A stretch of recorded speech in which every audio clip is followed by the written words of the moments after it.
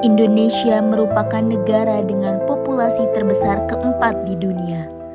Kehidupan manusia dengan segala aktivitasnya tentu tidak terlepas oleh adanya sampah. Tercatat pada September tahun 2024, Indonesia merupakan penghasil sampah terbesar kedua di dunia, dengan timbunan sampah sebanyak 69,9 juta ton per tahun. Tempat pembuangan akhir atau TPA Galuga yang terletak di Desa Galuga, Kecamatan Cibungbulang, Kabupaten Bogor dengan luas mencapai 50,2 hektar.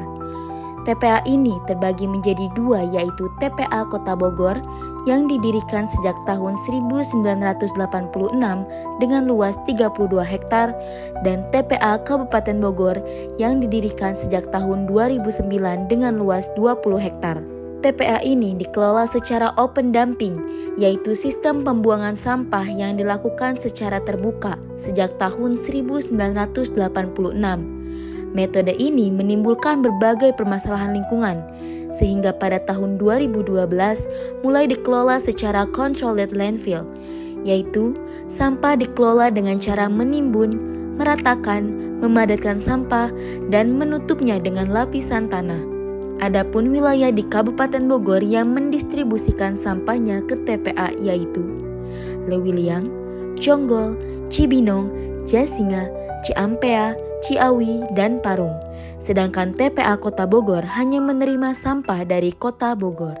TPA Galuga memiliki fasilitas pengomposan yang dapat menghasilkan kompos sekitar 20 ton per hari. Namun, proses pengomposan ini memerlukan waktu 1,5 bulan sampai 2 bulan per satu batch, sehingga proses ini kurang efektif untuk mengurangi jumlah sampah. TPA Galuga tentunya memberikan beberapa dampak negatif pada sektor lingkungan, manusia, dan kebiasaan membuang sampah. Dampak terhadap lingkungan dapat menyebabkan perubahan lingkungan seperti perubahan iklim. Produksi plastik berkontribusi pada emisi gas rumah kaca yang berdampak pada perubahan iklim dan pemanasan global. Lalu, banjir, sampah yang berada di sekitar TPA yang masuk ke selokan dapat menyumbat aliran air sehingga menyebabkan banjir terutama saat musim hujan. Adapun dampak terhadap manusia seperti peningkatan resiko penyakit seperti diare dan demam berdarah dan terganggunya masyarakat oleh bau sampah yang menyengat. Dampak terhadap kebiasaan membuang sampah dapat kita rasakan seperti halnya masyarakat jadi terbiasa membuang sampah langsung ke TPA dan sekitar TPA sehingga daerah sekitar semakin tercemar.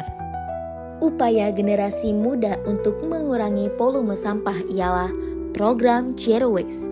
Program yang sedang diterapkan di sekolah kami merupakan salah satu upaya untuk mengurangi jumlah sampah di sekitar sekolah dengan cara menerapkan sistem 3R, yaitu Reduce, Reuse, dan Recycle. Upaya ini dapat diterapkan oleh kita sebagai generasi muda untuk mengurangi jumlah sampah dan menjadikan budaya ini menjadi budaya positif terhadap lingkungan sekitar.